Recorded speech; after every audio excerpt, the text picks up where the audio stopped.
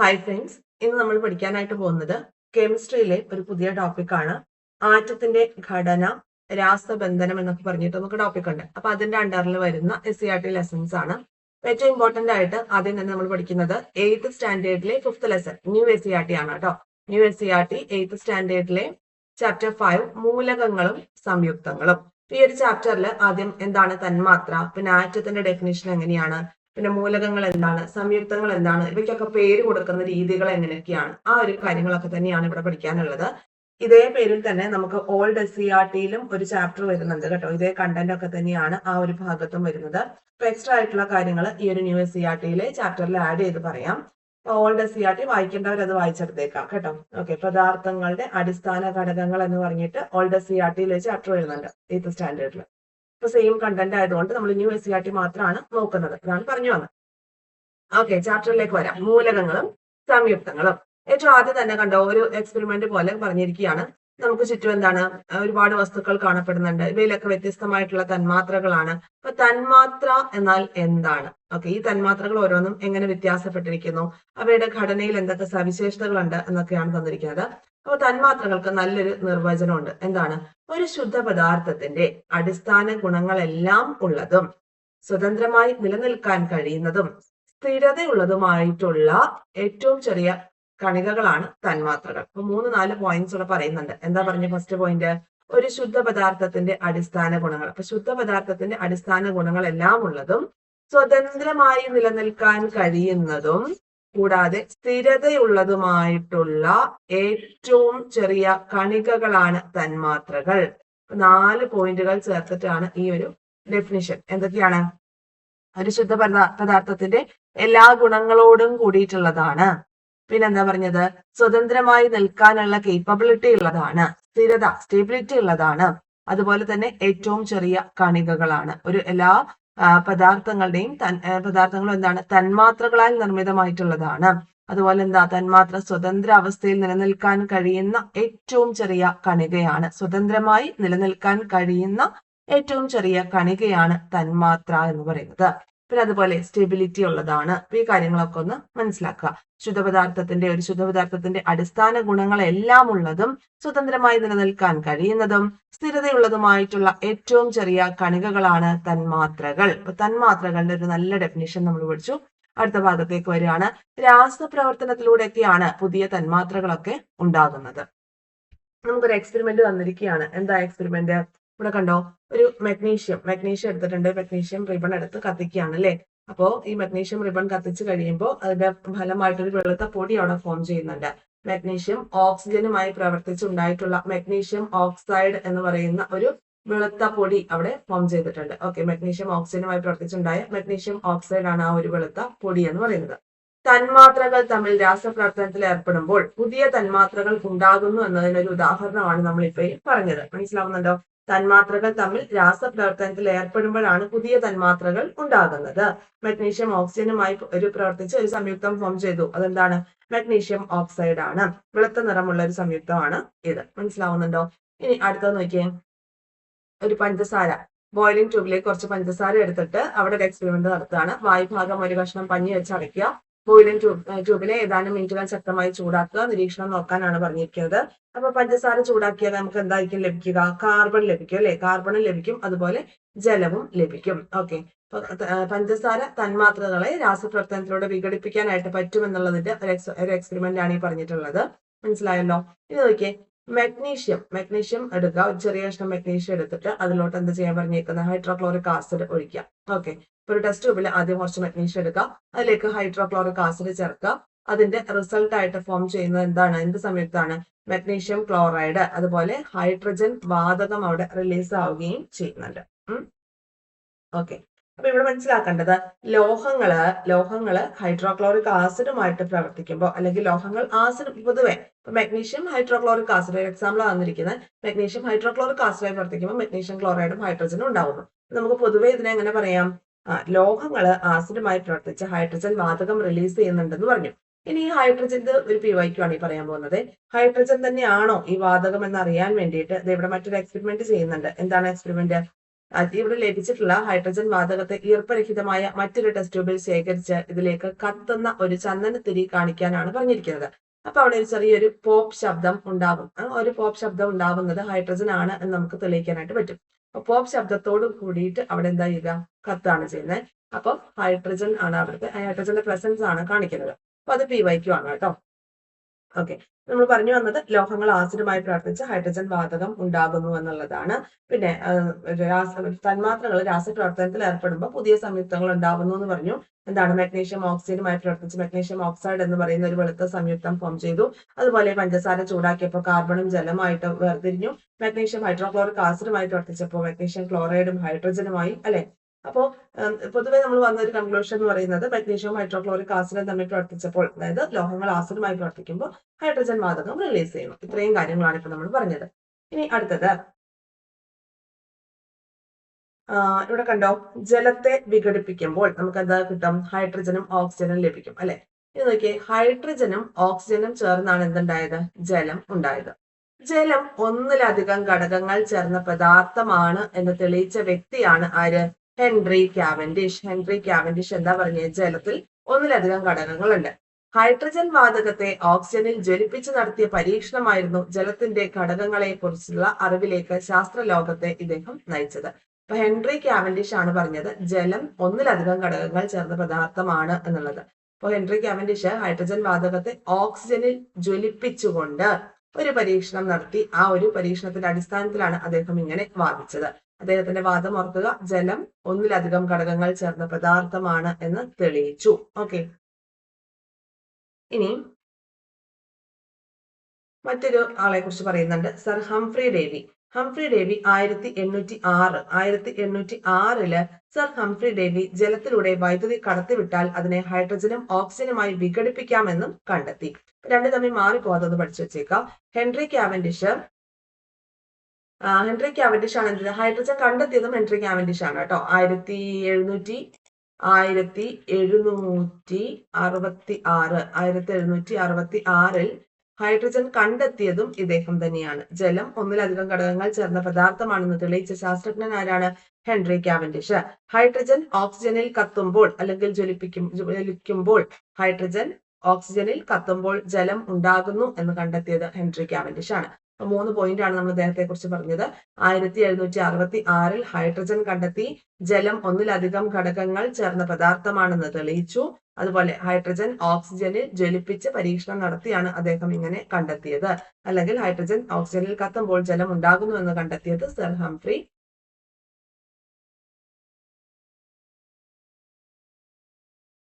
കണ്ടെത്തിയത് Henry Cavendish ആണ്. Henry കാവൻഡിഷിന്റെ 3 points പറഞ്ഞു, അത് ഓർത്ത് വയ്ക്കുക. അടുത്തത് ഹംഫ്രി ഡേവി. ഹംഫ്രി ഡേവി 1806 എന്ത് ചെയ്തത്, ജലത്തിലൂടെ വൈദ്യുതി കടത്തി വിട്ടിട്ട് ഹൈഡ്രജനും ഓക്സിജനുമായി വിഭജിക്കാമെന്ന് അദ്ദേഹം കണ്ടെത്തി. ഓക്കെ, പിന്നെ വരുന്നത് പിന്നെ കുറച്ച് പോയിന്റ് സർ ഹംഫ്രി ഡേവിയെ കുറിച്ചുണ്ട്. ക്ലോറിന് പേര് നൽകിയത് ഹംഫ്രി ഡേവിയാണ്. അതുപോലെ സോഡിയം, പൊട്ടാസ്യം, കാൽസ്യം, മെഗ്നീഷ്യം എന്നീ ലോഹങ്ങളൊക്കെ കണ്ടെത്തിയത് സർ ഹംഫ്രി ഡേവിയാണ്.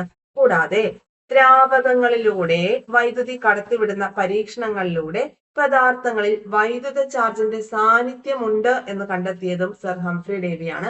അത് നമ്മൾ 9th സ്റ്റാൻഡേർഡിലെ ചാപ്റ്റർ പഠിക്കുമ്പോൾ അവിടെ പറയുന്നുണ്ട് ഡീറ്റെയിൽ ആയിട്ട്. ജസ്റ്റ് ഒന്ന് പറഞ്ഞു പോയിന്നേ ഉള്ളൂ. ഒന്നുകൂടെ പറയാം. 1806 സർ ഹംഫ്രി ഡേവി ജലത്തിലൂടെ വൈദ്യുതി കടത്തിവിട്ടാൽ അതിനെ ഹൈഡ്രജനും ഓക്സിജനുമായി വിഘടിപ്പിക്കാം എന്നുള്ളത് കണ്ടെത്തി. ഓക്കെ, അപ്പോൾ ദ്രാവകങ്ങളിലൂടെ വൈദ്യുതി കടത്തിവിടുന്ന പരീക്ഷണത്തിലൂടെയാണ് ഇദ്ദേഹം എന്ത് ചെയ്തത്, വൈദ്യുത ചാർജുകളുടെ സാന്നിധ്യം കണ്ടെത്തിയത്. മനസ്സിലാക്കി വെക്കുക കേട്ടോ. ഇനി ക്ലോറിന് പേര് നൽകിയത് ഹംഫ്രി ഡേവിയാണ്. സോഡിയം, പൊട്ടാസ്യം, കാൽസ്യം, മെഗ്നീഷ്യം എന്നീ ലോഹങ്ങൾ കണ്ടുപിടിച്ച ശാസ്ത്രജ്ഞനും സർ ഹംഫ്രി ഡേവിയാണ്. അപ്പൊ ജലത്തെ വിഘടിപ്പിക്കുമ്പോൾ എന്തൊക്കെ കിട്ടും, ഹൈഡ്രജനും ലഭിക്കും, ഓക്സിജനും ലഭിക്കും. പിന്നെ ഒരു ചോദ്യം പറയുന്നു, എന്നാൽ ഹൈഡ്രജനെയും ഓക്സിജനെയും വീണ്ടും വിഭജിക്കാനായിട്ട് സാധിക്കുമോ? നോക്കാം. ആറ്റത്തെ കുറിച്ചാണ് പറയുന്നത്. എന്താണ്, പദാർത്ഥങ്ങളെ വിഭജിക്കുമ്പോൾ ലഭിക്കുന്നതും പദാർത്ഥത്തിന്റെ അടിസ്ഥാന ഗുണങ്ങൾ ഉള്ളതുമായ ഏറ്റവും ചെറിയ കണമാണ് തന്മാത്രകൾ എന്ന് നമ്മൾ പറഞ്ഞു. പദാർത്ഥങ്ങളെ വിഭജിക്കുമ്പോൾ ലഭിക്കുന്നതും പദാർത്ഥത്തിന്റെ അടിസ്ഥാന ഗുണങ്ങൾ ഉള്ളതുമായിട്ടുള്ള ഏറ്റവും ചെറുതായിട്ടുള്ള ഒരു കണികയാണ് തന്മാത്ര, അല്ലെ കണമാണ് എന്ത്, തന്മാത്ര എന്ന് പറഞ്ഞു. ഈ തന്മാത്രകൾ നമ്മൾ വിഭജിക്കുമ്പോൾ എന്ത് ലഭിക്കും, ആറ്റം ലഭിക്കും. തന്മാത്രകൾ നിർമ്മിച്ചിരിക്കുന്നത് അതിസൂക്ഷ്മങ്ങളായിട്ടുള്ള ആറ്റങ്ങൾ കൊണ്ടാണ്. പ്രപഞ്ചത്തിലെ എല്ലാ പദാർത്ഥങ്ങളും നിർമ്മിക്കപ്പെട്ടിരിക്കുന്നത് ആറ്റങ്ങൾ കൊണ്ടാണ്. ആറ്റം എന്താണെന്നാണ് നമ്മൾ പറഞ്ഞു തരാനായിട്ട് പോകുന്നത്. നമ്മൾ ആദ്യം പഠിച്ച തന്മാത്രയെ കുറിച്ചുള്ള ഡെഫിനേഷൻ ആയിരുന്നു. ഒരു ശുദ്ധ പദാർത്ഥത്തിന്റെ അടിസ്ഥാന ഗുണങ്ങളെല്ലാം ഉള്ളതും സ്വതന്ത്രമായി നിലനിൽക്കാൻ കഴിയുന്നതും സ്ഥിരതയുള്ളതുമായ ഏറ്റവും ചെറിയ കണികകളാണ് തന്മാത്രകൾ എന്ന് പറഞ്ഞു. ഇപ്പൊ നമ്മൾ തന്മാത്രകളെ വീണ്ടും വിഭജിക്കാനായിട്ട് സാധിക്കുമെന്നാണ് പറഞ്ഞു വന്നത്. തന്മാത്രകൾ നിർമ്മിച്ചിരിക്കുന്നത് അതിസൂക്ഷ്മമായിട്ടുള്ള ആറ്റങ്ങൾ കൊണ്ടാണ്. പ്രപഞ്ചത്തിലെ എല്ലാ പദാർത്ഥങ്ങളും നിർമ്മിച്ചിരിക്കുന്നത് എന്തുകൊണ്ടാണ്? നിർമ്മിക്കപ്പെട്ടിരിക്കുന്നത് ആറ്റങ്ങൾ കൊണ്ടാണ്. ഇനി വിഭജിക്കാൻ കഴിയാത്ത എന്ന അർത്ഥമുള്ള ആറ്റമോസ് എന്ന ഗ്രീക്ക് പദത്തിൽ നിന്നാണ് ആറ്റം എന്ന വാക്കുണ്ടായത്. അപ്പൊ നിങ്ങൾക്ക് സംശയം, ആറ്റത്തെ വീണ്ടും വിഭജിക്കാൻ പറ്റില്ലേ എന്ന സംശയം വരും. അങ്ങനെ പറ്റുമെന്നുള്ളത് പിന്നീടുള്ള കണ്ടെത്തലുകളാണ്. നമ്മളിപ്പോ പറഞ്ഞു വരുന്നത് ജോൺ ഡാൾട്ടന്റെ ആറ്റോമിക സിദ്ധാന്തത്തെ കുറിച്ചാണ്. ജോൺ ഡാൾട്ടന്റെ ആറ്റോമിക സിദ്ധാന്തം എന്ന് പറയുന്നത് ആറ്റമാണ് ഏറ്റവും ഫൈനലി തന്മാത്രകളെ കൂടി ഡിവൈഡ് ചെയ്ത് വന്നിട്ട് ഏറ്റവും ഫൈനലി വരുന്ന ആറ്റമാണ് ഏറ്റവും ചെറിയ കണം എന്നുള്ള കണ്ടെത്തലായിരുന്നു ജോൺ ഡാൾട്ടന്റേത്. അപ്പൊ അങ്ങനെ ആ ഒരു ഓൾഡ് വേർഷനിൽ നിന്ന് പുതിയ വേർഷനിലേക്ക് നമ്മൾ പഠിച്ചു വരും. ഓക്കെ, പിന്നീട് ആറ്റത്തെ വിഭജിച്ച കാര്യങ്ങളൊക്കെ നമ്മൾ പഠിക്കും. അപ്പൊ ആദ്യം ഈ ജോൺ ഡാൾട്ടന്റെ ആ ഒരു സമയത്തുള്ള കണ്ടുപിടുത്തങ്ങളും ആ സമയത്തെ പഠനങ്ങളെ കുറിച്ചാണ് ഇപ്പൊ നമ്മൾ നോക്കുന്നത്. വിഭജിക്കാൻ കഴിയാത്ത എന്ന അർത്ഥമുള്ള ആറ്റമോസ് എന്ന ഗ്രീക്ക് പദത്തിൽ നിന്നാണ് ആറ്റം എന്ന വാക്ക് ഉണ്ടായത്. ഇനി എല്ലാ പദാർത്ഥങ്ങളും അവിഭാജ്യമായ സൂക്ഷ്മ കണങ്ങളാണ് ആറ്റങ്ങൾ കൊണ്ട് നിർമ്മിതമാണ്. എല്ലാ പദാർത്ഥങ്ങളും അവിഭാജ്യമായ സൂക്ഷ്മ കണങ്ങളായിട്ടുള്ള ആറ്റങ്ങൾ കൊണ്ട് നിർമ്മിതമാണ് എന്ന സിദ്ധാന്തം ഡെമോക്രാറ്റസ് മുന്നോട്ട് വെച്ചു. അപ്പൊ ഡെമോക്രാറ്റസ് ആണ് പറയുന്നത് എന്താ? എല്ലാ പദാർത്ഥങ്ങളും വിഭജിക്കാൻ കഴിയാത്ത സൂക്ഷ്മ കണങ്ങളായിട്ടുള്ള ആറ്റങ്ങൾ കൊണ്ട് നിർമ്മിതമാണെന്ന സിദ്ധാന്തം ഡെമോക്രാറ്റസ് പറയുന്നുണ്ട്. അത് കഴിഞ്ഞ് 1807 വരുമ്പോൾ 1807 ആധുനിക ആറ്റം സിദ്ധാന്തം ആവിഷ്കരിച്ചുകൊണ്ട് ജോൺ ഡാൾട്ടന്റെ കുറെ കാര്യങ്ങളൊക്കെ വരുന്നുണ്ട്. അപ്പോ ജോൺ ഡാൾട്ടന്റെ ആറ്റം സിദ്ധാന്തം അനുസരിച്ച് അതിന്റെ ആശയങ്ങൾ എന്തൊക്കെയാണ് അതാണ് നമ്മൾ പറയാനായിട്ട് പോകുന്നത്. അപ്പൊ ആറ്റത്തിന്റെ സ്വഭാവത്തെ വിശദീകരിക്കാൻ വേണ്ടി 1807 ജോൺ ഡാൾട്ടൻ ആറ്റോമിക സിദ്ധാന്തം ആവിഷ്കരിച്ചു. ഡാൾട്ടന്റെ ആറ്റം സിദ്ധാന്തം ആധുനിക രസതന്ത്രത്തിലെ പ്രധാനപ്പെട്ട സിദ്ധാന്തങ്ങളിൽ ഒന്നാണ്. ഡാൾട്ടൻ മുന്നോട്ട് വെച്ച ആശയങ്ങൾ താഴെ നൽകിയിരിക്കുന്നു. പ്രത്യേകം ശ്രദ്ധിക്കുക, ഡാൾട്ടൻ മുന്നോട്ട് വെച്ച ആശയങ്ങളാണ് നമ്മൾ പഠിക്കാനായിട്ട് പോകുന്നത്. അത് ആറ്റത്തെ വീണ്ടും ഡിവൈഡ് ചെയ്യാൻ പറ്റുമല്ലോ എന്നുള്ള ചോദ്യങ്ങളൊന്നും ഇവിടെ ഇല്ല കേട്ടോ. ഡാൾട്ടൻ മുന്നോട്ട് വെച്ചിട്ടുള്ള ആശയങ്ങൾ മാത്രം ഇപ്പോൾ പഠിക്കുന്നു. ആ ആശയങ്ങളെല്ലാം തകിടം മറിച്ചുകൊണ്ട് പിന്നീട് ഒരുപാട് പുതിയ പുതിയ ഐഡിയാസും പുതിയ പുതിയ ഇന്നോവേഷൻസും വരുന്നു. അപ്പൊ ആ ഒരു ഓർഡറിലാണ് നമ്മൾ പഠിക്കുന്നത്. ഇപ്പൊ ഡാൾട്ടൻ മുന്നോട്ട് വെച്ചിട്ടുള്ള ആശയങ്ങൾ നോക്കാം. അപ്പൊ ഫസ്റ്റ് പോയിന്റ്, എല്ലാ പദാർത്ഥങ്ങളും ആറ്റം എന്ന അതിസൂക്ഷ്മ കണങ്ങളാൽ നിർമ്മിതമാണ്. ഈ ഒരു പോയിന്റുകളൊക്കെ ഇതുപോലെ തന്നിട്ട് PYQ ചോദിച്ചിട്ടുണ്ടായിരുന്നു കേട്ടോ. ഡാൾട്ടൻ മുന്നോട്ട് വെച്ച ആശയങ്ങളിൽ പെടുന്നത് ഏതെന്ന് പറഞ്ഞിട്ട് തന്നിട്ടുണ്ടായിരുന്നു. അപ്പോൾ എല്ലാ പദാർത്ഥങ്ങളും ആറ്റം എന്ന അതിസൂക്ഷ്മ കണങ്ങളാൽ നിർമ്മിതമാണ്. രാസപ്രവർത്തനത്തിൽ ഏർപ്പെടാൻ കഴിയുന്ന ഏറ്റവും ചെറിയ കണികകളാണ് ആറ്റം. പിന്നെ രാസപ്രവർത്തന വേളയിൽ ആറ്റത്തെ വിഭജിക്കാൻ സാധ്യമല്ല. അപ്പൊ ഇങ്ങനെ ഈ പോയിന്റുകളൊക്കെ തന്നപ്പോ അത് അന്ന് എക്സാം എഴുതുന്നവർക്ക് കൺഫ്യൂഷൻ എന്താ? രാസപ്രവർത്തന വേളയിൽ ആറ്റത്തെ വിഭജിക്കാൻ സാധ്യമല്ല എന്ന് പറഞ്ഞു. അങ്ങനെ വരുമ്പോ അത് വിഭജിക്കാൻ പറ്റുന്നുള്ളത് നമ്മൾ പഠിച്ചിട്ടുണ്ട്. അപ്പൊ അങ്ങനെ വന്നപ്പോ ആകെ കൺഫ്യൂഷനായി. ചോദ്യം ഇങ്ങനെ തന്നെയാണ്, ഡാൾട്ടൻ മുന്നോട്ട് വെച്ച ആശയങ്ങളിൽ പെടുന്നത് ഏത് എന്നുള്ള രീതിയിലായിരുന്നു ചോദ്യം. അപ്പോ രാസപ്രവർത്തന വേളയിൽ ആറ്റത്തെ വിഭജിക്കാൻ സാധ്യമല്ല എന്ന് പറഞ്ഞ ആശയം ജോൺ ഡാൾട്ടൻ മുന്നോട്ട് വെച്ചു. ആറ്റത്തെ നിർമ്മിക്കാനോ നശിപ്പിക്കാനോ കഴിയില്ല. ഒരു മൂലകത്തിന്റെ ആറ്റങ്ങളെല്ലാം വലിപ്പത്തിലും ഗുണത്തിലും മാസിലും ഒരുപോലെ ആയിരിക്കും. വ്യത്യസ്ത മൂലകങ്ങളുടെ ആറ്റങ്ങൾ വലിപ്പത്തിലും ഗുണത്തിലും മാസിലും വ്യത്യാസമുള്ളവയായിരിക്കും. മൊത്തം ഒരു 6 പോയിന്റ് ആണ് ജോൺ ഡാൾട്ടന്റെ ആശയങ്ങൾ. ആറ്റം സിദ്ധാന്തവുമായി ബന്ധപ്പെട്ട് ജോൺ ഡാൾട്ടൻ മുന്നോട്ട് വെച്ച 6 പോയിന്റും ഇമ്പോർട്ടന്റ് ആണ്. ഇതിന് പ്രസക്തി ഇല്ല എങ്കിൽ പോലും നമ്മളത് പഠിച്ചു വെക്കണം. എല്ലാ പദാർത്ഥങ്ങളും ആറ്റം എന്ന അതിസൂക്ഷ്മ കണങ്ങളാൽ നിർമ്മിതമാണ്. രാസപ്രവർത്തനത്തിൽ ഏർപ്പെടാൻ കഴിയുന്ന ഏറ്റവും ചെറിയ കണികയാണ് ആറ്റം. രാസപ്രവർത്തന വേളയിൽ ആറ്റത്തെ വിഭജിക്കാൻ സാധ്യമല്ല. ആറ്റത്തെ നിർമ്മിക്കാനോ നശിപ്പിക്കാനോ കഴിയില്ല. ഒരു മൂലകത്തിന്റെ ആറ്റങ്ങളെല്ലാം വലിപ്പത്തിലും ഗുണത്തിലും മാസിലും ഒരുപോലെ ആയിരിക്കും. വ്യത്യസ്ത മൂലകങ്ങളുടെ ആറ്റങ്ങൾ വലിപ്പത്തിലും ഗുണത്തിലും മാസിലും വ്യത്യാസമുള്ളവ ആയിരിക്കും. വ്യത്യസ്ത മൂലകങ്ങളുടെ ആറ്റങ്ങൾ വലിപ്പത്തിലും ഗുണത്തിലും മാസിലും വ്യത്യാസമുള്ളവ ആയിരിക്കും. ഓക്കെ അല്ലേ? ഹൈഡ്രജന്റെ 2 ആറ്റങ്ങളും ഓക്സിജന്റെ 1 ആറ്റവും ചേർന്നിട്ടാണ് ജലതന്മാത്ര രൂപപ്പെട്ടിരിക്കുന്നത് അല്ലെ? ഹൈഡ്രജന്റെ 2 ആറ്റങ്ങളും ഓക്സിജന്റെ 1 ആറ്റവും ചേർന്നാണ് ജലതന്മാത്ര രൂപപ്പെട്ടിരിക്കുന്നത്. ഇനി ഇവിടെ നോക്കിയേ, തന്മാത്ര ഒരു അമോണിയ തന്മാത്രയാണെങ്കിൽ നോക്കിയാൽ നമ്മൾ എങ്ങനെ എഴുതാം? NH3 എന്നാണ് എഴുതാം, അമോണിയ അല്ലെ NH3. അപ്പൊ ഇവിടെ എന്തൊക്കെയുണ്ട്? ഈ ഒരു തന്മാത്രയില്, അമോണിയയുടെ ഒരു തന്മാത്രയില് ഏതൊക്കെ ആറ്റങ്ങളാണ് ഉള്ളത്? ഒരു നൈട്രജൻ ആറ്റം ഉണ്ട്, പിന്നെയോ 3 ഹൈഡ്രജൻ ആറ്റങ്ങളും ഉണ്ട്. അതാണ് അമോണിയയുടെ ഒരു തന്മാത്ര എന്ന് പറയുന്നത്. ഇനി ഓക്സിജൻ ആണെങ്കിൽ നമ്മൾ എങ്ങനെ എഴുതും? O2 എന്ന് എഴുതും. O2 അതിന്റെ അർത്ഥം എന്താണ്? ഇതിൽ 2 ഓക്സിജൻ ആറ്റങ്ങളുണ്ട്. ഒരു ഓക്സിജൻ തന്മാത്ര എന്ന് പറയുമ്പോൾ അതിൽ 2 ഓക്സിജന്റെ ആറ്റങ്ങളുണ്ട്. ഇനി Cl2 എന്ന് എഴുതി. എന്താ അതിന്റെ അർത്ഥം? ഇതിൽ ക്ലോറിന്റെ 2 ആറ്റങ്ങളുണ്ട്. ഒരു ക്ലോറിൻ തന്മാത്രയിൽ 2 ക്ലോറിൻ ആറ്റങ്ങളുണ്ട്. ഓക്കെ.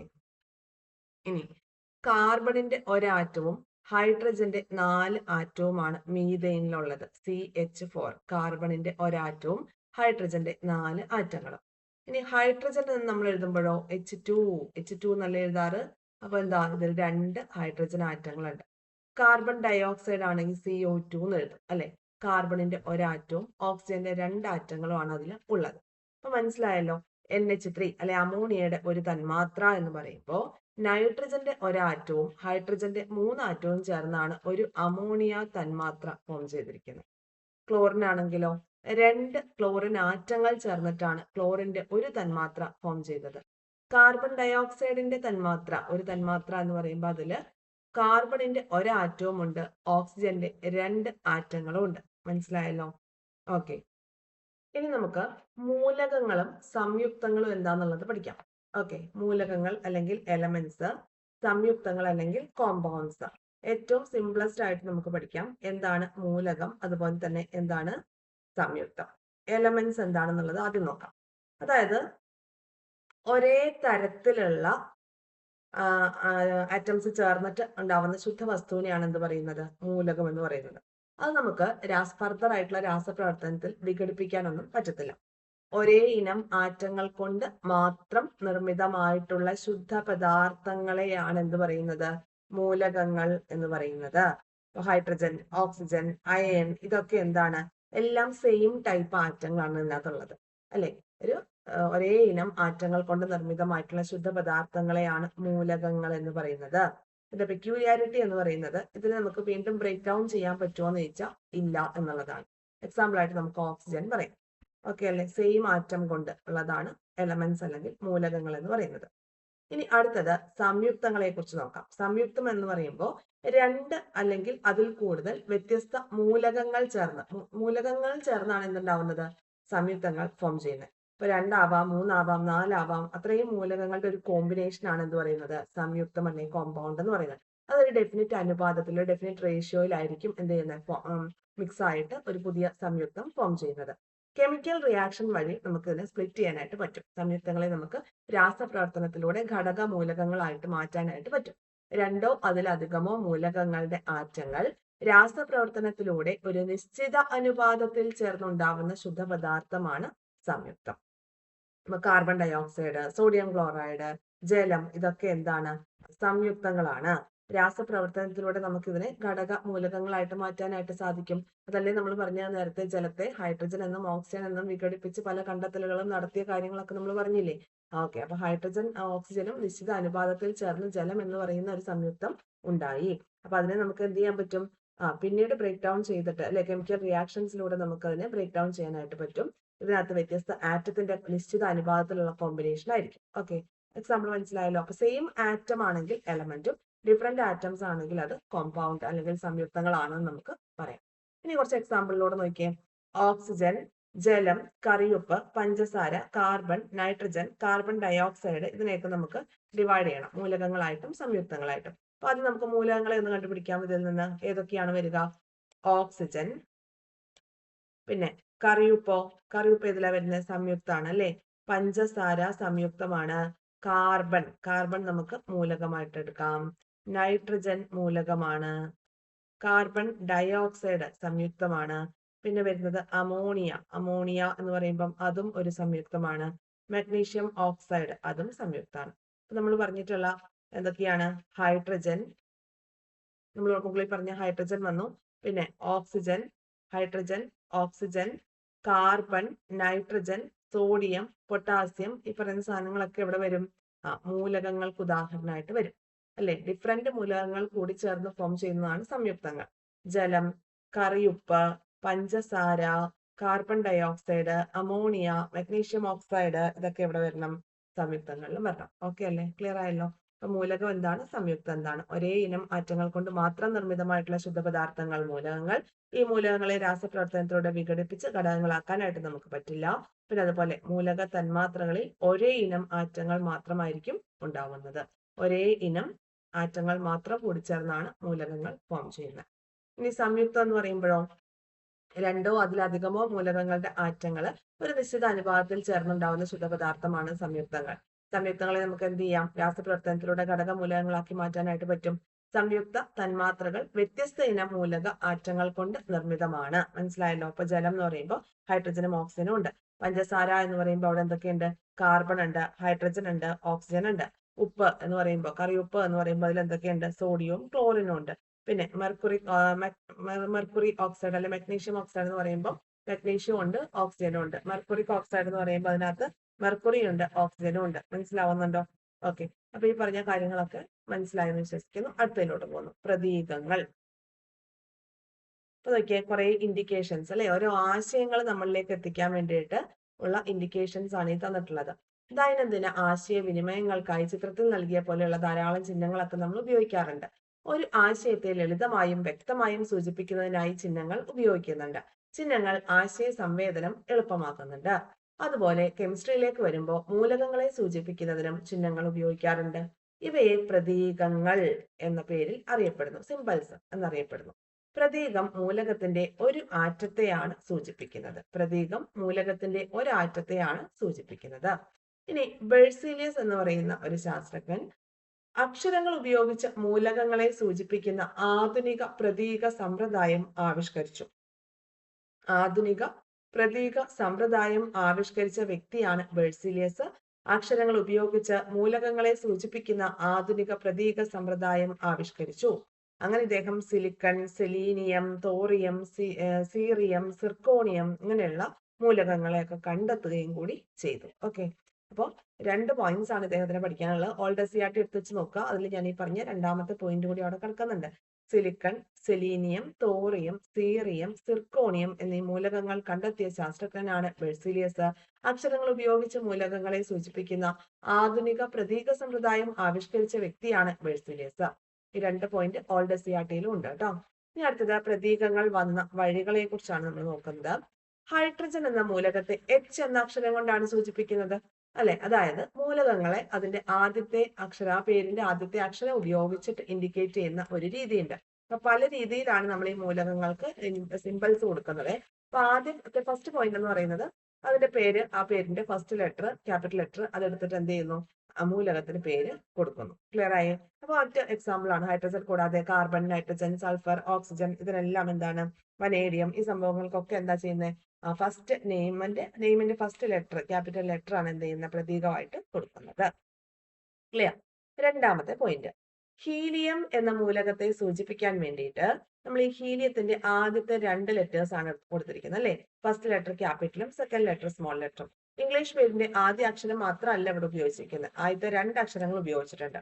അപ്പോൾ ഇംഗ്ലീഷ് പേരിന്റെ ആദ്യ അക്ഷരത്തോടൊപ്പം മറ്റൊരു അക്ഷരം കൂടി ഉപയോഗിച്ചുകൊണ്ട് നമ്മൾ മൂലകങ്ങളെ സൂചിപ്പിക്കാറുണ്ട്. അപ്പൊ ഹൈഡ്രജൻ നമ്മൾ H എന്ന് കൊടുത്തു, ഹീലിയത്തിനും H എന്ന് കൊടുക്കാൻ പറ്റുമോ? ഇല്ല. അപ്പൊ രണ്ടും തമ്മിൽ നമുക്ക് ഐഡന്റിഫൈ ചെയ്യാൻ പറ്റില്ല. അപ്പൊ ഹീലിയത്തിന് HE എന്ന് കൊടുത്തു. അപ്പൊ അവിടെ യൂസ് ചെയ്തിട്ടുള്ള മെത്തേഡ് എന്ന് പറയുമ്പോൾ എന്താണ്? ഫസ്റ്റ് ലെറ്ററും അതുപോലെ സെക്കൻഡ് ലെറ്റർ സ്മോൾ ലെറ്റർ ആയിട്ടുമാണ് കൊടുത്തിരിക്കുന്നത്. അപ്പൊ അമ്മാതിരി പേര് കൊടുത്തിരിക്കുന്ന മറ്റു കുറച്ച് കാര്യങ്ങൾ കൂടി ഉണ്ട്. അപ്പോ അതുകൂടി നമുക്ക് നോക്കാം. മൂലകങ്ങളെ സൂചിപ്പിച്ചിരിക്കുന്നത് ഇപ്പൊ നമ്മൾ ഹീലിയം പറഞ്ഞു, aluminium, chlorine, curium, calcium, silicon, neon, magnesium ഇങ്ങനെ പറയുന്ന കാര്യങ്ങളൊക്കെ എന്താ ചെയ്യുക? നമ്മൾ ഫസ്റ്റ് ലെറ്ററും പ്ലസ് അതിനോടനുബന്ധിച്ച് വരുന്ന രണ്ടാമത്തെ ലെറ്റർ സ്മോൾ ലെറ്റർ ആയിട്ടും കൊടുക്കുക എന്നുള്ളതാണ്. ഓക്കെ. അപ്പൊ 2 പോയിന്റ് പറഞ്ഞു. ഇനി മൂന്നാമത്തെ പോയിന്റ്, ചില മൂലകങ്ങൾക്ക് പേര് കൊടുക്കുമ്പോഴേ അവരുടെ ലാറ്റിൻ പേരിൽ നിന്നും പ്രതീകങ്ങൾ സ്വീകരിച്ചിട്ടുണ്ട്. നോക്കിയേ, സോഡിയം എന്ന് പറയുമ്പോൾ നാട്രിയം എന്നാണ് സോഡിയത്തിന്റെ ലാറ്റിൻ പേര്. Potassium, kalium. അപ്പൊ നോക്കിയേ, ഈ സോഡിയത്തിന്റെ Na ആദ്യത്തെ 2 അക്ഷരങ്ങൾ ഉപയോഗിച്ചിട്ടാണ് സോഡിയത്തിന് പ്രതീകം കൊടുത്തിരിക്കുന്നത്. പൊട്ടാസ്യം, കാലിയം എന്നാണ് ഫസ്റ്റ് K എന്ന ലെറ്റർ ഉപയോഗിച്ചിട്ടാ. ഇരുമ്പ്, ഫെറം, Fe, സ്വർണം, aurum, Au, copper, cuprum, Cu. പിന്നെ സിൽവർ ആണെങ്കിലോ, സിൽവർ ആണ് അർജന്റം. അപ്പൊ Ag എന്നാണ് കേട്ടോ, AR എന്നല്ല, AR ആർഗൺ ആണ്. Ag ആണ് എന്ത് സിൽവറിന് വരുന്നത്. അതുപോലെ തന്നെ ആന്റിമണി, മെർക്കുറി, ലെഡ്, ടിന്ന്, ഇതിനൊക്കെ എന്താണ് ഈ ലാറ്റിൻ പേരുകളിൽ നിന്നാണ് സിമ്പിൾസ് കൊടുത്തിട്ടുള്ളത്, പ്രതീകങ്ങൾ കൊടുത്തിട്ടുള്ളത്. ഇപ്പൊ നമ്മൾ എത്ര പോയിന്റ്സ് പറഞ്ഞു? 3 പോയിന്റ്സ് പറഞ്ഞു. ആദ്യം മൂലകങ്ങളുടെ ഇംഗ്ലീഷ് പേരിന്റെ ആദ്യത്തെ അക്ഷരം പ്രതീകമായിട്ട് ഉപയോഗിക്കുന്ന കാര്യം പറഞ്ഞു.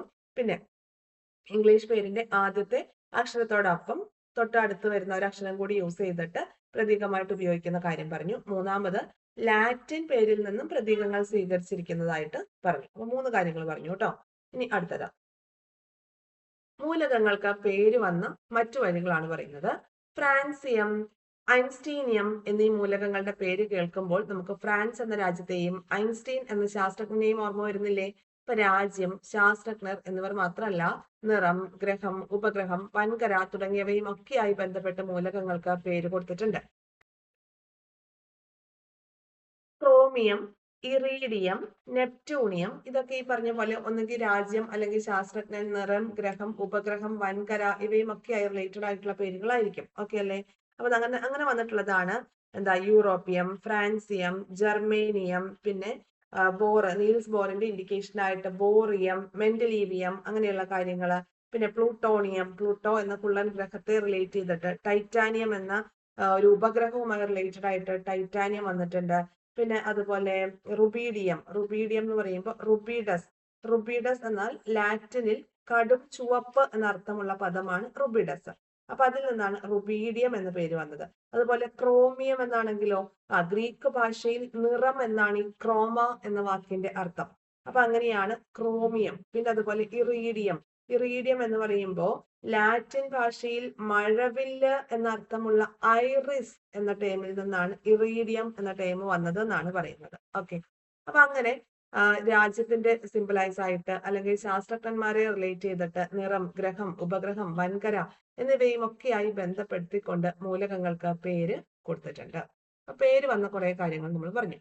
ഇനി മൂലകങ്ങളുടെ വർഗീകരണവുമായി റിലേറ്റ് ചെയ്തിട്ട് ഇപ്പൊ നോക്കിയാൽ നമ്മൾ ലൈബ്രറിയിൽ ചെന്നാൽ അവിടെ ബുക്സിനെയൊക്കെ പല തരത്തിൽ അറേഞ്ച് ചെയ്തിരിക്കുന്നത് കാണാം. മലയാളത്തിന്റെ ഏരിയയിലേക്ക് വന്നിട്ടുണ്ടെങ്കിൽ അവിടെ കവിത, കഥ, ആത്മകഥ, ജീവചരിത്രം, ആ രീതി നിരൂപണങ്ങൾ, ആ രീതിയിലുള്ള ക്ലാസിഫിക്കേഷൻ നമുക്ക് ഈസിലി സോർട്ട് ചെയ്തെടുക്കാനായിട്ട് പറ്റും അല്ലേ? അപ്പൊ അതുപോലെ തന്നെ മൂലകങ്ങളെയും ഇത്തരത്തിൽ ഡിവൈഡ് ചെയ്തിട്ടുണ്ട്. അപ്പൊ മൂലകങ്ങളെയും ഇങ്ങനെ വർഗീകരിച്ചിട്ടുണ്ട്. ഇതുവരെ കണ്ടെത്തിയിട്ടുള്ളത് 118 മൂലകങ്ങളാണ്. 118 മൂലകങ്ങളാണ് ഇതുവരെ കണ്ടെത്തിയിട്ടുള്ളത്. ഇവയിൽ പ്രകൃതിദത്തവും മനുഷ്യനിർമ്മിതവുമായിട്ടുള്ള മൂലകങ്ങളുണ്ട്. ഓരോ മൂലകങ്ങളെയും അവയുടെ സംയുക്തങ്ങളെയും കുറിച്ച് പ്രത്യേകമായി പഠിക്കുക എന്ന് പറയുന്നത് വളരെ പ്രയാസമാണ്. അതുകൊണ്ട് തന്നെ ഇവയെക്കുറിച്ചൊക്കെ പഠിക്കാൻ വേണ്ടിയിട്ട് സമാന ഗുണമുള്ളതായിട്ടുള്ള മൂലകങ്ങളെ വർഗീകരിച്ച് ഓരോ കോർണറിലേക്ക് കൊണ്ടുവരികയാണ്. ഓരോ സമാന ഗുണങ്ങളുള്ളവയെ ഒരു ഗ്രൂപ്പ് ആ രീതിയിലൊക്കെ കൊണ്ടുവരികയാണെങ്കിൽ ഇതിനെ കുറിച്ചൊക്കെ പഠിക്കാൻ കുറച്ചുകൂടി എളുപ്പമായിരിക്കും. അങ്ങനെ മൂലകങ്ങളെയൊക്കെ വർഗീകരിച്ച് ക്രമപ്പെടുത്തിയിട്ടുള്ള ഒരു പട്ടികയാണ് ആവർത്തന പട്ടിക എന്ന് പറയുന്നത്. മനസ്സിലാവുന്നുണ്ടോ? അപ്പൊ ഈ ആവർത്തന പട്ടികയിലേക്ക്, പീരിയോഡിക് ടേബിളിലേക്ക് എന്തിന്റെയൊക്കെയോ കുറെ പെക്യൂലിയാരിറ്റീസിന്റെ ബേസിസിലാണ് ഇവയെ ക്ലാസിഫൈ ചെയ്തിരിക്കുന്നത് അല്ലെ? അപ്പൊ അങ്ങനെ ആവർത്തന പട്ടിക വന്നപ്പോ പഠനം കുറച്ചുകൂടിയൊക്കെ ഈസിയായി. അപ്പൊ ഈ ആവർത്തന പട്ടിക എന്ന് പറയുമ്പോൾ ആദ്യമേ ഈ കാണുന്ന ഒരു ആവർത്തന പട്ടിക ആയിരുന്നില്ല ഉണ്ടായിരുന്നത്. മനസ്സിലാവുന്നുണ്ടോ? അപ്പോ ആവർത്തന പട്ടിക ഇപ്പൊ നമ്മൾ ഏറ്റവും മോസ്റ്റ് മോഡേൺ ആയിട്ട് ഉപയോഗിക്കുന്നത് മോസ്ലിയുടെ പീരിയോഡിക് ടേബിൾ ആണ്. അപ്പൊ ആ ഒരു പീരിയോഡിക് ടേബിളിലേക്ക് വന്ന കഥകളൊക്കെയാണ് ഇനി നമ്മൾ പഠിക്കാനായിട്ട് പോകുന്നത്. അപ്പൊ ഈ ചിത്രത്തിൽ ഇവിടെ കാണുന്നതാണ് ഇത് മോഡേൺ പീരിയോഡിക് ടേബിൾ. ഓക്കെ, നോക്കാം, ഒന്ന് റൊട്ടേറ്റ് ചെയ്യാം കേട്ടോ. ഓക്കെ, അപ്പൊ ഇതാണ് മോഡേൺ പീരിയോഡിക് ടേബിൾ അല്ലെ? ഇവിടെ കണ്ടോ, ഈ മൂലകങ്ങളെ 118 മൂലകങ്ങളെ ഇവിടെ ഈ ആവർത്തന പട്ടികയിൽ ഇങ്ങനെ കൊണ്ടുവന്നിട്ടുണ്ട്. ഇവിടെ കുറച്ച് ഇൻഡിക്കേഷൻസ് ഒക്കെ തന്നിട്ടുണ്ട്. എന്തൊക്കെയാണ് ഈ ഇൻഡിക്കേഷൻസ്? ഇവിടെ നോക്കിയേ, വാതകങ്ങളാണ് ഇവിടെ ഒരു ബ്രൗൺ കളറിൽ കാണിച്ചിരിക്കുന്നത്. പിന്നെ ബ്ലൂ കളറിലൊക്കെ കാണിച്ചിരിക്കുന്നത് എന്താ? ദ്രാവകങ്ങളാണ് അല്ലെ? പിന്നെ കൃത്രിമ മൂലകങ്ങളുണ്ട്. പിന്നെ ഇവയിൽ എന്തൊക്കെ നമ്മൾ കാണാൻ പറ്റും? ഏറ്റവും മുകളിൽ ആറ്റോമിക നമ്പർ കൊടുത്തിട്ടുണ്ട്, അതിന്റെ പ്രതീകം, പേര്, ഇലക്ട്രോൺ വിന്യാസം എന്നിവയൊക്കെ കാണാനായിട്ട് പറ്റും. അപ്പോൾ ഈ ഒരു രീതിയിലാണ് എന്ത് ചെയ്തിരിക്കുന്നത്, ആവർത്തന പട്ടിക മോഡേൺ പീരിയോഡിക് ടേബിൾ ഗ്രൂപ്പുകളായിട്ടും പീരീഡുകളായിട്ടും ഒക്കെ ഇവയെ അറേഞ്ച് ചെയ്തിട്ടുണ്ട്. അതിനെക്കുറിച്ചൊക്കെ നമ്മൾ ഡീറ്റെയിൽ ആയിട്ട് പഠിക്കും. അപ്പോൾ നമുക്ക് അടുത്ത പേജിലേക്ക് പോയാലോ? ഓക്കെ. ഇനി ഇവിടെ കുറച്ച് ക്വസ്റ്റ്യൻസ് ആണ് താഴെ തന്നിരിക്കുന്നത്. ഇവിടെ നിന്ന് നമ്മൾ വാതകങ്ങൾ ഇപ്പൊ ആ ഒരു ഇൻഡിക്കേഷൻ അനുസരിച്ച് വാതകങ്ങളൊക്കെ കണ്ടെത്താനൊക്കെ ആയിട്ടാണ് പറഞ്ഞിരിക്കുന്നത്. ക്ലിയർ ആയെന്ന് വിശ്വസിക്കുന്നു. ഓക്കെ, അപ്പൊ നമുക്ക് അടുത്തൊരു ഭാഗത്തോട്ട് പോവാം.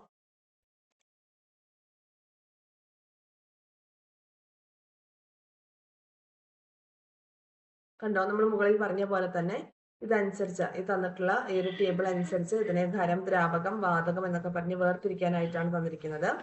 ഓക്കെ, പീരിയോഡിക് ടേബിളിന്റെ അടിസ്ഥാനത്തിൽ. അപ്പൊ ഇതിൽ നമ്മൾ ബ്ലൂ കളറിൽ കണ്ടതൊക്കെയായിരുന്നു ദ്രാവകം എന്ന് പറയുന്നത്. വളരെ കുറച്ച് കാര്യങ്ങൾ മാത്രമേ കണ്ടുള്ളൂ. ഏതൊക്കെയായിരുന്നു? ബ്രോമിൻ ഉണ്ട്, നമുക്ക് അറിയുന്നതാണ്. Bromine, mercury, gallium, caesium, francium, ഇതൊക്കെ എന്താണ് ഈ ബ്ലൂ കളറിൽ കണ്ടതൊക്കെയാണ് ഇവിടുത്തെ ദ്രാവകങ്ങൾ. ഓക്കെ, കാണുന്നുണ്ടല്ലോ. ദ്രാവകങ്ങൾ കണ്ടെത്തി. ഓക്കെ, ബ്ലൂ കളറിൽ കൊടുത്തിരിക്കുന്നതാണ് ദ്രാവകങ്ങൾ. സീസിയം, ഫ്രാൻസിയം, പിന്നെന്താണ്? Mercury, gallium, bromine. 5 കിട്ടിയല്ലോ. ഇനി വാതകങ്ങളെ കണ്ടുപിടിക്കാനാണ് അടുത്തത് പറഞ്ഞിരിക്കുന്നത്. അപ്പൊ അത് ഈ ഇൻഡിക്കേഷൻസ് നോക്കിയിട്ട് കുട്ടികൾക്കുള്ള ആക്ടിവിറ്റി ആണ്. അപ്പൊ നമ്മൾ ജസ്റ്റ് അടുത്ത ക്വസ്റ്റ്യനിലേക്ക് നമുക്ക് പോവാം കേട്ടോ.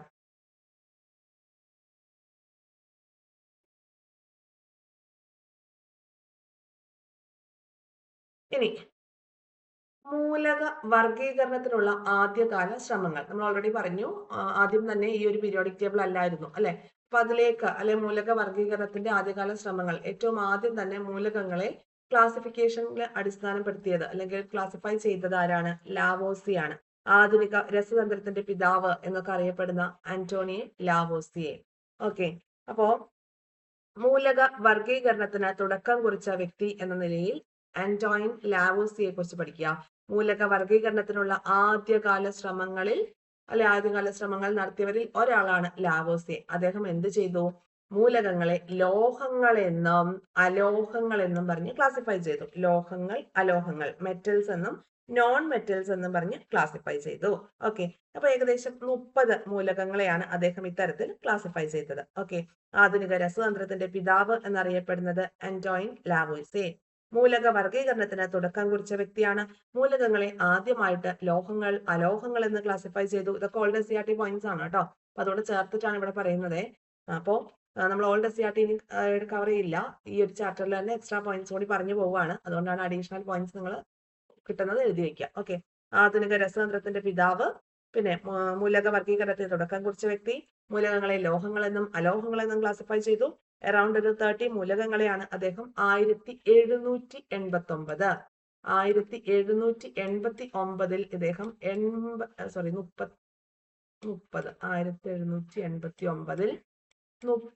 മൂലകങ്ങളെയാണ് ഇദ്ദേഹം ക്ലാസിഫൈ ചെയ്തത്. അപ്പൊ 1789 എന്ന് പറയുമ്പം ഫ്രഞ്ച് വിപ്ലവത്തിന്റെ സമയമാണ് അല്ലെ. ഫ്രഞ്ച് വിപ്ലവത്തിൽ കൊല്ലപ്പെട്ട രസതന്ത്രജ്ഞനാണ് ആര്? ഈ ലാവോസിയെ. മനസ്സിലായോ? ഇത്രയും പോയിന്റ്സ് അദ്ദേഹത്തെ കുറിച്ച് പഠിക്കാൻ 4-5 പോയിന്റ്സ് പറഞ്ഞു. ഇനി അടുത്തത് ഡൊബൈറൈനറുടെ ക്ലാസിഫിക്കേഷൻ. അപ്പൊ നമ്മുടെ ഈ ലാവോസിക്ക് ശേഷം വർഗീകരണത്തിൽ ശ്രദ്ധേയമായിട്ടുള്ള സംഭാവന നൽകിയ വ്യക്തിയാണ് ആര്? ഡൊബൈറൈനർ എന്ന് പറയുന്ന വ്യക്തി. ഇദ്ദേഹം എന്താ ചെയ്തത്? ഡൊബൈറൈനർ മൂലകങ്ങളെ സമാന ഗുണങ്ങളുള്ള മൂന്നെണ്ണം വീതമുള്ള ഗ്രൂപ്പുകളായി തിരിച്ചു. ഈ ഗ്രൂപ്പുകളെ അദ്ദേഹം ട്രയാഡ്സ് അല്ലെങ്കിൽ ത്രികങ്ങൾ എന്ന് പേര് കൊടുത്തു. ത്രികങ്ങളിൽ മധ്യത്തിലുള്ള മൂലകത്തിന്റെ ആറ്റോമിക മാസ് മറ്റ് 2 മൂലകങ്ങളുടെ ആറ്റോമിക മാസിന്റെ ശരാശരി ആയിരിക്കും എന്നാണ് ഇദ്ദേഹം സ്ഥാപിച്ചത്. എന്നാൽ ഏതാനും ചില മൂലകങ്ങൾക്ക് മാത്രമാണ് ഈ ഒരു രീതിയിൽ വരുന്നുള്ളെന്നും ആ മൂലകങ്ങളെ മാത്രമാണ് ഇദ്ദേഹത്തിന് ക്ലാസിഫൈ ചെയ്യാനായിട്ടും സാധിച്ചുള്ളൂ. അപ്പൊ ലാവോസിക്ക് ശേഷം വർഗീകരണത്തിൽ ശ്രദ്ധേയമായ സംഭാവന കൊടുത്ത മറ്റൊരു വ്യക്തിയാണ് ഡൊബൈറൈനർ. ഇദ്ദേഹം എന്താ ചെയ്തത്? സമാന ഗുണങ്ങൾ പ്രകടിപ്പിക്കുന്ന 3 മൂലകങ്ങളെ ഉൾപ്പെടുത്തിയിട്ട് ത്രികങ്ങൾ എന്ന ആശയം രൂപീകരിച്ചു. അപ്പൊ ത്രികങ്ങളുടെ കേസിൽ ഈ മധ്യത്തിലുള്ള മൂലകത്തിന്റെ ആറ്റോമിക മാസ് മറ്റ് 2 മൂലകങ്ങളുടെ ആറ്റോമിക മാസിന്റെ ഏകദേശ ശരാശരി ആയിരിക്കും എന്നാണ് ഇദ്ദേഹം സ്ഥാപിക്കാനായിട്ട് ശ്രമിച്ചത്. അപ്പൊ ലിഥിയത്തിന്റെ ആറ്റോമിക മാസ് 7, പിന്നെ പൊട്ടാസ്യത്തിന്റെ 39. അപ്പൊ സോഡിയത്തിന്റെ ഏകദേശം 23 ആണ് എന്നാണ് ഇദ്ദേഹം പറഞ്ഞത്. അതായത് 39+7 39+7 46 46/2 23 ആ രീതിയിലാണ് അദ്ദേഹം ആറ്റോമിക മാസ് കാൽക്കുലേറ്റ് ചെയ്തത്. ത്രികങ്ങൾ 3 വീതമുള്ള ഗ്രൂപ്പാണ് ത്രികങ്ങൾ. ലിഥിയം, സോഡിയം, പൊട്ടാസ്യത്തിന്റെ ഒരു ഗ്രൂപ്പ് ത്രികങ്ങള്. ഇതിൽ ആദ്യം വരുന്ന ഈ ഒരു മൂലകത്തിന്റെയും അവസാനം വരുന്ന മൂലകത്തിന്റെയും ആവറേജ് ആറ്റോമിക മാസ് ആയിരിക്കും മിഡിലിൽ വരുന്ന സോഡിയത്തിന് ഉണ്ടാവുക. അടുത്തൊരു ഗ്രൂപ്പ് എടുക്കുകയാണെങ്കിൽ ഇതിന്റെ ക്ലാസിഫിക്കേഷൻ വരുന്നത് 3 വീതമുള്ള ഗ്രൂപ്പുകളാക്കുന്നു. ആദ്യത്തേതിന്റെയും അവസാനത്തിന്റെയും ആറ്റോമിക മാസ് തമ്മിൽ കൂട്ടി അതിന്റെ ആവറേജ് എടുക്കുന്നതായിരിക്കും മിഡിലിൽ വരുന്നതിന്റെ ആറ്റോമിക മാസ് എന്നാണ് പറഞ്ഞത്. അപ്പൊ അദ്ദേഹത്തിന്റെ ഒരു എന്താണ് ഡ്രോബാക്ക് ആയിട്ട് നമുക്ക് പറയാവുന്നത് എല്ലാ മൂലകങ്ങളെയും ഇത്തരത്തിൽ വിഭജിക്കാനായിട്ട് അല്ലെങ്കിൽ ഇത്തരത്തിൽ ക്ലാസിഫൈ ചെയ്യാനായിട്ട് അദ്ദേഹത്തിന് സാധിച്ചില്ല എന്നുള്ളതാണ്. മനസ്സിലായോ? ഇനി അപ്പോഴാണ് നമ്മുടെ ന്യൂലാൻഡ്സ് വരുന്നത്. ന്യൂലാൻഡ്സിനെ കുറിച്ച് പറയുമ്പോൾ മൂലകങ്ങളെ ആറ്റോമിക മാസിന്റെ ആരോഹണ ക്രമം എന്ന് പറഞ്ഞാൽ എന്താണ്? ചെറുതിൽ നിന്ന് വലുതിലേക്ക് അതാണ് ആരോഹണ ക്രമം.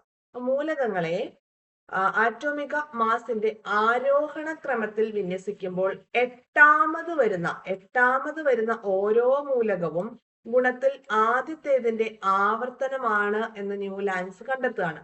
അപ്പൊ ഇതിനെ സംഗീതത്തിലെ സപ്തസ്വരങ്ങളുമായി അദ്ദേഹം താരതമ്യം ചെയ്തു. ഈ വർഗീകരണം അഷ്ടക നിയമം, ലോ ഓഫ് ഒക്ടേവ്സ് എന്ന് അറിയപ്പെട്ടു. അഷ്ടക നിയമം കൊണ്ടുവന്നത് ആരാ? ന്യൂലാൻഡ്സ് ആണ്. ഇതിങ്ങനെ മാച്ച് ചെയ്യാനായിട്ട് വന്നിട്ടുണ്ട് കേട്ടോ. ഡൊബായ് റൈനർ ത്രികങ്ങൾ, പിന്നെ അതുപോലെ നമ്മുടെ ന്യൂലാൻഡ്സ് അഷ്ടക നിയമം എന്നൊക്കെ ഇത് ഇങ്ങനെ മാച്ച് ചെയ്യാനായിട്ട് വന്നിട്ടുണ്ട് ചോദ്യങ്ങൾ. അപ്പൊ ന്യൂലാൻഡ്സിന്റെ ഈ അഷ്ടക നിയമം കാൽസ്യം വരെയുള്ള മൂലകങ്ങൾക്ക് മാത്രമായിരുന്നു ബാധകമായത്. മനസ്സിലാവുന്നുണ്ടോ? അപ്പൊ അവിടെയും ഡ്രോബാക്ക് വന്നു. ക്ലിയർ അല്ലേ? ന്യൂലാൻഡ്സ് പീരിയോഡിക് ടേബിളിൽ ഇങ്ങനെ ഇത്തരത്തിൽ 56 മൂലകങ്ങളെയാണ് ന്യൂലാൻഡ്സിന്റെ പീരിയോഡിക് ടേബിളിൽ ഉണ്ടായിരുന്നത്. ക്ലിയർ ആവുന്നുണ്ടോ? ആറ്റോമിക മാസ് കൂടിയ മൂലകങ്ങളിൽ അഷ്ടക നിയമം പാലിക്കപ്പെടാനായിട്ട് പറ്റുന്നില്ല എന്നുള്ളതായിരുന്നു ന്യൂലാൻഡ്സിന്റെ ഈ ഒരു പീരിയോഡിക് ടേബിളിന്റെ പരിമിതി എന്ന് പറയാവുന്നത്. ക്ലിയർ ആയോ? മൂലക വർഗീകരണത്തിൽ അഷ്ടക നിയമം മുന്നോട്ട് വെച്ച ശാസ്ത്രജ്ഞനാണ് ന്യൂലാൻഡ്സ്. മൂലകങ്ങളെ ആറ്റോമിക മാസിന്റെ ആരോഹണ ക്രമത്തിൽ വിന്യസിക്കുമ്പോൾ എട്ടാമത് വരുന്ന ഓരോ മൂലകവും ഗുണത്തിൽ ആദ്യത്തേതിന്റെ ആവർത്തനമാണെന്ന് ന്യൂലാൻഡ്സ് കണ്ടെത്തി. ഇതിനെ സംഗീതത്തിലെ സപ്തസ്വരങ്ങളുമായി അദ്ദേഹം താരതമ്യം ചെയ്തു. പക്ഷേ ഈ അഷ്ടമ നിയമം എന്ന് പറയുന്നത് കൂടുതൽ മൂലകങ്ങൾ കണ്ടെത്തിയതോട് കൂടിയിട്ട് എല്ലാത്തിനും ഇത് ആപ്ലിക്കബിൾ ആണ് എന്ന് നമുക്ക് പറയാനായിട്ട് പറ്റില്ല. എന്താണ്? കാൽസ്യം വരെയുള്ള മൂലകങ്ങൾക്ക് മാത്രമായിരുന്നു ഇത് ബാധകമായിട്ടുണ്ടായിരുന്നത്. ഇപ്പൊ ന്യൂലാൻഡ്സിന്റെ പീരിയോഡിക് ടേബിളിൽ ഏകദേശം 56 മൂലകങ്ങളാണ് ഉണ്ടായിരുന്നത്. ആറ്റോമിക മാസ് കൂടിയ മൂലകങ്ങളൊക്കെ കണ്ടെത്തിയോട് കൂടിയിട്ട് അഷ്ടക നിയമം പാലിക്കപ്പെടുന്നില്ല എന്ന് മനസ്സിലാക്കാനായിട്ട് സാധിച്ചു. അപ്പൊ അവിടെ ഡ്രോബാക്ക് വന്നു. ക്ലിയർ അല്ലേ? പിന്നെ അടുത്തൊരു ഭാഗത്തേക്ക് പോവാം. മെന്റലിയഫ് എന്ന ശാസ്ത്രജ്ഞൻ അതുവരെ അറിയപ്പെട്ടിരുന്ന 63 മൂലകങ്ങളെ അവയുടെ ആറ്റോമിക മാസിന്റെ ആരോഹണ ക്രമത്തിൽ വിന്യസിച്ച് ഒരു പട്ടിക തയ്യാറാക്കി. ഇങ്ങനെ തയ്യാറാക്കിയപ്പോൾ ഒരേ സ്വഭാവമുള്ള മൂലകങ്ങൾ കൃത്യമായ ഇടവേളകളിൽ ആവർത്തിക്കുന്നതായി മെന്റലിയഫ് കണ്ടെത്തി. ദിമിത്രി ഇവാനോവിച്ച് മെന്റലിയഫിന്റെ കാര്യമാണ് നമ്മൾ പറയുന്നത്. മൂലക വർഗീകരണത്തിന് ആദ്യമായിട്ട് ഒരു പീരിയോഡിക് ടേബിൾ ഉണ്ടാക്കിയ ശാസ്ത്രജ്ഞനാണ് ആര്? മെന്റലിയഫ്. റഷ്യൻകാരനാണ്. മെന്റലിയഫ് എന്ന ശാസ്ത്രജ്ഞൻ അതുവരെ അറിയപ്പെട്ടിരുന്ന 63 മൂലകങ്ങളെ ആറ്റോമിക മാസിന്റെ ആരോഹണ ക്രമത്തിൽ വിന്യസിച്ച് ഒരു പട്ടിക തയ്യാറാക്കി. അതുകൊണ്ട് ഇദ്ദേഹത്തെ പീരിയോഡിക് ടേബിളിന്റെ പിതാവ് എന്നറിയപ്പെടുന്നു. മൂലക വർഗീകരണത്തിന്റെ സമയത്ത് ആദ്യമായിട്ടാണ് ഇദ്ദേഹം ഒരു പീരിയോഡിക് ടേബിൾ എന്ന് പറയുന്ന ഒരു കൺസെപ്റ്റിലോട്ട് വരുന്നത്. അതുകൊണ്ടാണ് പീരിയോഡിക് ടേബിളിന്റെ പിതാവ് എന്ന് മെന്റലിയഫിനെ അറിയപ്പെടാനായിട്ട് സാധിച്ചത്. ഓക്കെ. അപ്പൊ ഇദ്ദേഹം എന്താ ചെയ്തേ? 63 മൂലകങ്ങളെ അവയുടെ ആറ്റോമിക മാസിന്റെ ആരോഹണ ക്രമത്തിൽ വിന്യസിച്ച് പട്ടിക തയ്യാറാക്കുകയാണ് ചെയ്തത്. അങ്ങനെ ചെയ്തപ്പോൾ ഒരേ സ്വഭാവമുള്ള മൂലകങ്ങൾ കൃത്യമായ ഇടവേളകളിൽ ആവർത്തിക്കുന്നതായി കണ്ടെത്തി. ക്ലിയർ ആയോ? ഇനി ക്രമാവർത്തന നിയമം, പീരിയോഡിക് ലോ ആവിഷ്കരിച്ച ശാസ്ത്രജ്ഞൻ ആരാണ്? Dmitri Ivanovich മെന്റലിയഫ്.